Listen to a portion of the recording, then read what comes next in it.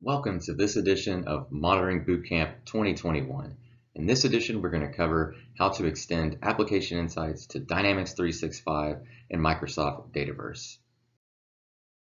For the agenda today, we'll cover session objectives, a quick introduction, Azure Application Insights, model-driven apps and how they differ from Dataverse, model-driven apps events and how to collect the events, and then end with a demo. The session objectives include understanding how to get the instrumentation key from Azure Application Insights, understanding the difference between model-driven apps and Dataverse, learn where events and what events can be collected within D365 and Dataverse, and how to collect those events within D365 and Dataverse. One disclaimer here, this presentation was initially created before the out-of-the-box Power Platform Admin Center integration for Application Insights. So we'll both cover how to do this within the PPAC as well as more of the traditional adding the Application Insights to Dynamics 365 using XRM Toolbox or using JavaScript web resources. So a little bit about me. My name is Ali Yousefi. I'm a senior customer engineer at Microsoft. There's my email address as well as my LinkedIn profile. Some certifications include Azure DevOps Engineer Expert, Azure Solution Architect Expert, etc. In this section, we will cover Azure Application Insights and the Azure Application Insights Instrumentation Key. So the Azure Instrumentation Key helps connect our application to Application Insights. The instrumentation key identifies the resource that we want to associate our telemetry data with. It is located in the portal for Azure and can be also located through the API through the Azure CLI as well. You'll need to copy this GUID instrumentation key for adding it to application code. You'll find online there's various SDK, either snippets or SDK libraries, for instance, that will require an instrumentation key. But wait, before we move any further, I want to make sure that we all understand building the correct application insights. If you haven't already created one, we want to create it as a workspace-based application insights. The reason for that is the classic version of application insights has been marked as deprecated. So what does this mean to you? It means that the benefits of the workspace-based log analytics feature for App Insights allows me to have a customer managed key, meaning I can now provide a key so that only I have the access, the ability to review the data points within the log analytics workspace. Discounted pricing option. So with log analytics, we can also look at having better understanding how much ingress we're going to take in. We have more options on how we will ultimately pay for the data that we're storing. And finally, we have the continuous export feature that's available with diagnostic settings, allowing us to push to various Azure blob storages, to use to event hubbing and so forth if we want to move even to another cloud or on-premise resource here. So how do we choose between an Azure Application Insights instrumentation key or a connection string? Well, we know that new Azure regions require a connection string by default. So what do we mean by new Azure regions? So ones that have maybe been created, depending on when you're watching this, in the past year, maybe something from the beginning of 2021. So think of South Africa, Scandinavia, these kind of data centers. When you provision your Application Insights resource, the connection string will be there by default. So you'll have both the 32-digit GUID as well as the connection string. This doesn't mean, as you see italicized, this doesn't mean that services in existing regions will necessarily have the connection string. So when you do create it, make sure you're looking at the instrumentation key, capturing that, because you may have to create the connection string. The format is online. I'll drop a link to the to some documentation on how to format the connection string. The reason for that is that using the various SDKs we have from JavaScript, .NET, Java, Node.js, etc. All these currently have an instrumentation key, but will soon require a connection string. This will continue to work as long as the classic service is around. Classic service is marked to be removed on February 29th, 2024. If you haven't already begun looking towards migrating your current class, what we call classic application insights, please look at that now. I'll also drop a link in the notes below describing how to migrate, say, an existing application insights resource you may have.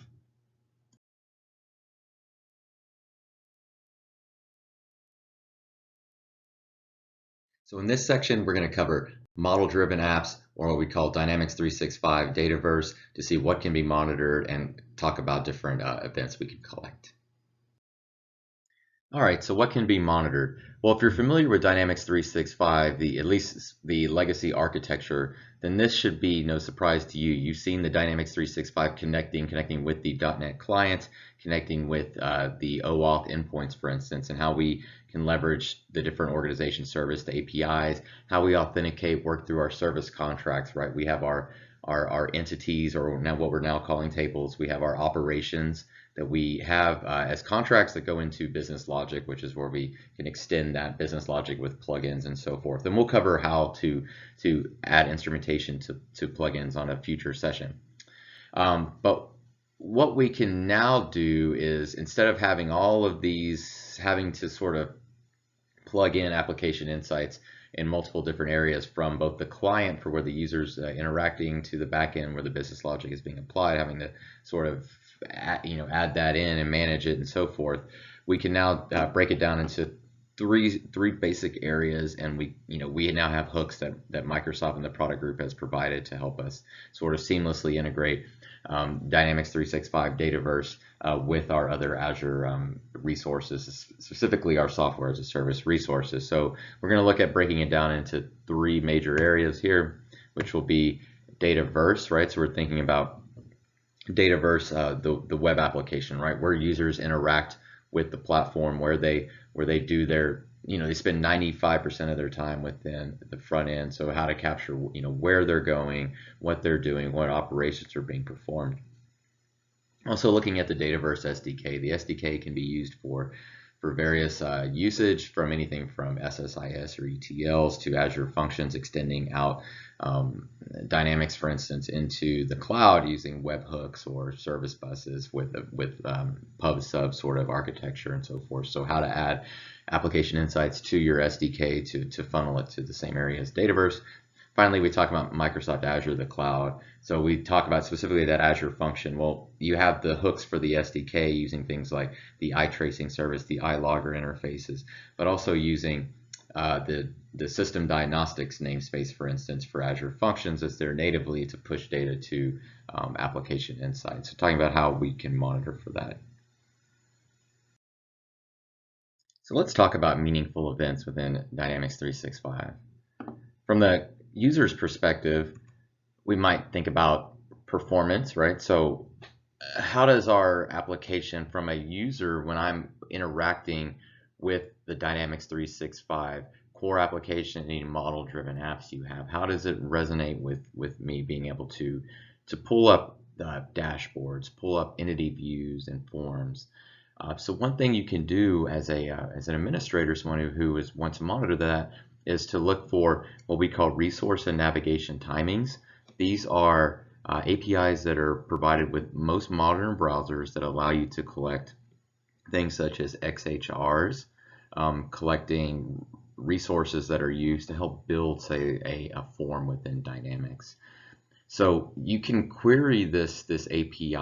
You can find more information on this on the Mozilla reference, and I'll go ahead and drop a link as well at the bottom of the notes here.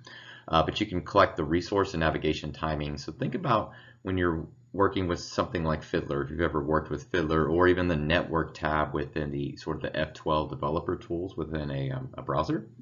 You'll see when you're sending a request, you'll get a response. You'll see there's different timings. So the timings are typically broken down into around 4 major areas, right? So we have the sort of the first piece, which is the DNS lookup, TCP or SSL handshaking, and everything before we're going to send the request. The next part will actually be the request itself to the server to do whatever we're doing, an API call or getting information to help paint a web page onto a browser screen. The third bucket will be the response from the servers with all the the data, the resources needed.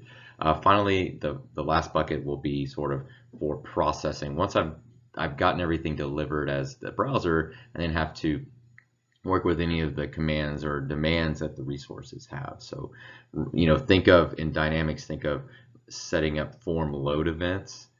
Those will be processed in that final bucket. So things that might impact DOM, so DOM processing, any loading. This is where you start looking at, okay, am I writing web resources that are making XHRs that are synchronous versus asynchronous? So this is where this stuff can also be collected in the resource and navigation timings.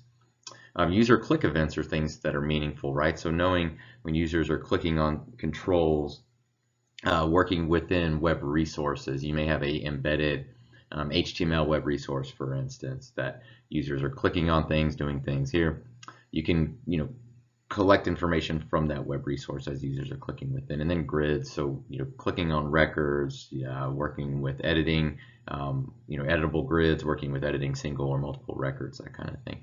As well as where a user is interacting with your platform. This can provide, insights into not only where they're at, but where there could be potential issues based on maybe where the request is originating and where our resources are set up. So if our resources are within a North America geo, but our vast majority of our user base is found within say Europe or Asia, we may want to actually move our resources to a tenant or to a geo that makes more logical sense, so that we're closer, right, to our user base. So we can look at user location. Where are they at? What browsers are they using? Do our users tend to prefer Microsoft Edge? Do they prefer Google Chrome or Mozilla Firefox? What version of the browser? This can help us see, okay, maybe a user is using a browser that's not up to date. So we can send out a request to update to the latest version for supportability, maintainability, that kind of thing. Also, what devices are they using? Are they on workstations running Windows OSs, Mac OSs? Are they on their phone? Are they running, say, on an Apple iPhone or Google Android device, iPads, that kind of thing? We can collect that information all from clients who would just interact with our platform and services. From the server's perspective, this is where we get into the custom business logic, or just the request that's being served from a user. I'm on my mobile device, and I'm asking to give me all the accounts that I own that I need to go touch base with the primary contact of accounts. When I make that request for the view of the records, that's making a request to our API. We can then collect information about that. So who is the initiating user? Where was the event originating from? Were they coming from, say, an event view versus a form? In information about the user itself. So what kind of security roles do they have? This kind of thing. Business units they're part of. This kind of thing. Also with our integrations from our, say, plugins, for instance, right? So we may be having a call from a user to get those accounts. Well, maybe part of that retrieve, that there's processing that goes on behind the scenes that says go validate addresses or something like this that go to another endpoint. We can collect that information from the request to the address validation endpoint, for instance. What was the timing of that request? What was the payload size? What was the payload duration? These kinds of things can all be collected, and we can consider those part of our server side of the meaningful events. Finally, events that cross both client and server, we call them things like cross-cutting concerns. So being able to collect across, what's a sort of standard implementation of that? We'll think of the iTracing service, console.log, exception handling, right? Exceptions are a concern both on the client and server. Being able to add instrumentation, both client and server. So think about how you're going to implement that. What's your strategy, your monitoring strategy going to be for instrumentation? What's it going to be for exception handling? Once you start building that strategy out, I think it'll start coming to, we'll start getting some more clarity on, okay, this is what client, this is what server, this is where these will kind of overlap here. So how can we describe meaningful events from Dynamics 365 and Microsoft Dataverse? I want you to think about where events originate, where they happen, and how they should be ultimately represented within App Insights. Because how we store the data will decide how we are able to work with the data. So, for instance, think about this table here we have on the right that shows the different tables in Application Insights, including traces, custom events, and so forth. So, for traces, think about how I would use that trace table to log diagnostics events, maybe such as entering or leaving a method, maybe adding that verbose instrumentation, for instance. For custom events, think about how I can maybe track user action, some other occurrence that I maybe want to add additional properties that may not necessarily fit within a standard table that I have within App Insights. For page views will represent sort of when a user is interacting with a form and view and so forth. So page views very useful to collect, durations, status codes, geolocation, etc. For requests and dependencies, think about working with the Dataverse API, making requests to it, any dependent calls within any of the business logic, and how that can help us, better represent the data points that are coming in, so that we can build robust workbooks. We can use visualizations within Power BI, and even leverage some of the out-of-the-box capabilities of App Insights, such as smart detection. So in this section, I'm going to cover how to collect events. Okay, here's an example of what I think makes sense when we want to correlate events within Dynamics 365 or Dataverse into our Application Insights table. For instance, when we start capturing errors from the user's perspective, right? We want to start leveraging the try-catch blocks. Don't rely on any uncaught errors. How that will actually should be represented in App Insights is through the exceptions table, and possibly even the custom events table to capture some additional dimensions and measurements. For page events, like we talked about before, the resource and navigation timings, the artifacts that are needed to ultimately paint a web page onto the browser, or even page load timings as we talked about the DNS lookup and so forth. That could be captured within performance counters and browser timings. For dependencies, dependencies are like we talked about, the artifacts. So the web resources within the CDN delivered libraries, that can all be captured within the dependencies table, and even the availability results table. For execution context, like client-side, server-side events, as well as user information, look at using the request and traces tables. So now I'm going to demo how to set up Application Insights using multiple methods. Okay, for this demo, we are going to look at how we can configure Application Insights within Dynamics 365 or Microsoft Dataverse. So what you see here is my Azure Application Insights that I provisioned yesterday, including the instrumentation key, the connection string, and the default workspace that we have here. So what we'll want to do is make sure we copy this instrumentation key for later use. I'm going to go ahead and put this into Notepad and drag this off to the side. Once we have this connection string, we have a few options on how we want to first go about this. One of the newer features of Dataverse is the ability to configure Application Insights out of the box just using the Power Platform Admin Center. So for that, we're going to take a look at the Power Platform Admin Center. If you have the appropriate rights, meaning the Dynamics 365's service admin, the Power Platform service admin, or global admin, you should see the ability to set up this data export, which is currently in preview, but we'll be hitting GA hopefully very soon. So if you have this option here, click on the new data export, and you might be presented with various options here. In our case, we're going to use export to Application Insights. So we'll click on this one, and we'll have a list of environments to choose from. In our case, I'm going to choose this prod instance here, production, and click the next button. I'll be presented with a pick list that shows the different subscriptions I have access to. In my case, I'm going to use this pay-as-you-go, and resource groups that I have access to as well. In case we'll use this Monitoring Bootcamp, and we'll find our App Insights that lines up just like what we see here.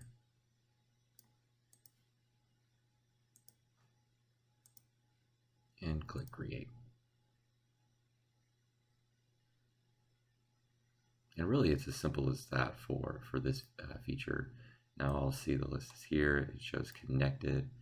I can now start flowing data within the App Insights. It'll take a few minutes to get started, but once you have it, you'll start seeing some of these graphs here will start lighting up.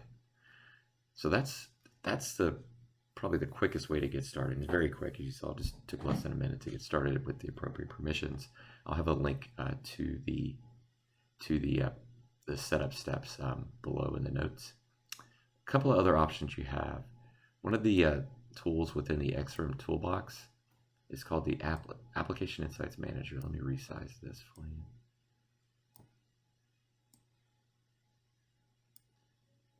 What you can see in here is that we have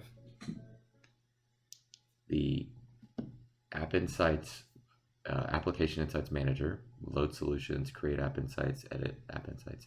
You'll want to start with hitting the load solutions. See a pick list here, or excuse me, a pop-up that shows loading solutions. We'll load that. Okay, once we've loaded our solutions, we have options to create or use existing. In our case, we'll go ahead and paste in that instrumentation key we have and click on Create App Insights Web Resource. I'll load the different forms. Create a file name here and call it whatever you want. In our case, we'll just call it App Insights. And you can choose what forms you want it on. If you already have an App Insight, so I've done this before, you'll see that it's already lit up. So maybe we'll choose a new form. Let's go look at, let's do case made form and case quick read. And you can choose different configurations, disabling page view, page load, etc. Here, there's some information about how to leverage it. Hit apply and publish.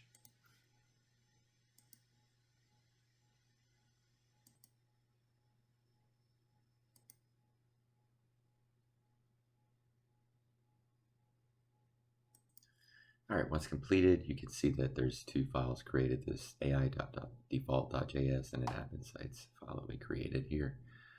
So now it's available. You can go inside of this JavaScript and look at it. And again, with the Excerpt Toolbox plugin here, there's different sort of examples that you could use for collecting metrics, click events, traces, custom dimensions, and exception handling, and so forth.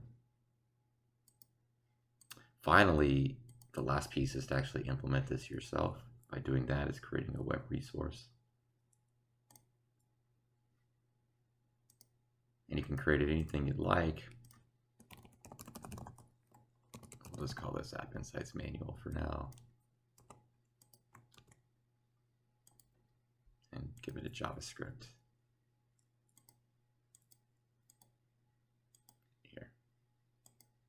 So in this case, it's going to want to have us upload a file. Let's do that now. All right, to create the file, what I'm going to do is actually go to the Application Insights JavaScript SDK, look at it on GitHub, and I'm going to add it to this notepad here. So let's do that. Close this back out. We'll go here. So this is the GitHub for Application Insights here. Scroll down to a section that says Snippet Setup. Grab this. And the reason you want to do this is because of the source here can be updated to get the latest one. So when I put this in here, you can see that I have an endpoint that I'll be using. And this is the second version of Application Insights here. There's different versions if you scroll this here. If you scroll, you can see different releases, 2.7.2. This kind of describes how to use the snippet. Or that's the snippet. Then you scroll down, you can see different ways of using the configurations and so forth, and some examples there. So we'll take this, save.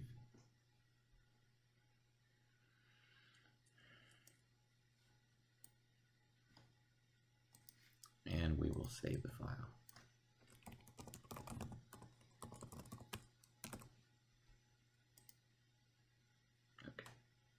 Go back to our solution to find our file.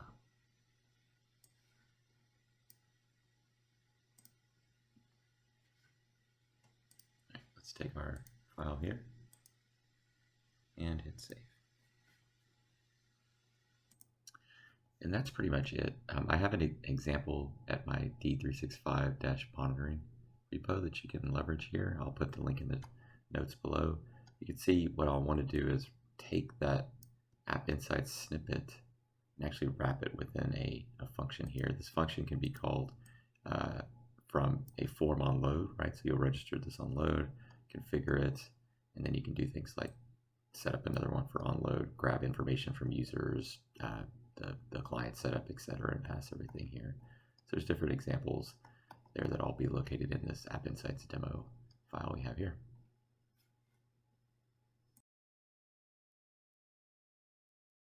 Let's check out some bonus content. All right, I thought it'd be fun to quickly show some of the actions we just performed using XRM Toolbox and using the Power Apps solutions within App Insights, right? So the first thing we did was set up the Power Platform Admin Center to push events natively into App Insights. As you can see here, some of the things I'd done is create publisher, create solutions, and it's already flowing using the dependencies table here. So looking at SDK create, retrieve, multiple, and so forth is it's all here. So it's already capturing all the events that I did as an administrator here. So thank you for watching. My contact information is located on the bottom right of this slide. Please do not hesitate to reach out and have a great day. Thanks.